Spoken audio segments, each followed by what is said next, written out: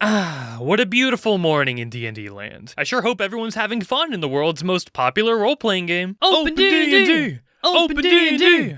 Open D&D! Oh, well, I had a whole video in the making on why you should be supporting the development of 1D&D, but I feel like we've passed that point now, huh? Yeah, so D&D's new leaked open game license is very anti-third-party content creator, and everybody's YouTube feeds are filled with 2,000 subscriber Andys, and whoa, even Moist Critical less than an hour ago, spreading the word and spelling out the doomsday of Wizards of the Coast. I recently learned that their company's shortened name is pronounced WotC, so I'm sticking with that for the foreseeable future. I'm not getting into the boring formalities of the drama because 1, other far more experienced people already have, and 2, you didn't subscribe to this channel to be tucked in for the night while I read you the OGL 1.1 bedtime story. Once upon a time, an evil company multiplied the size of their game license by 15 times over, and nobody was happy.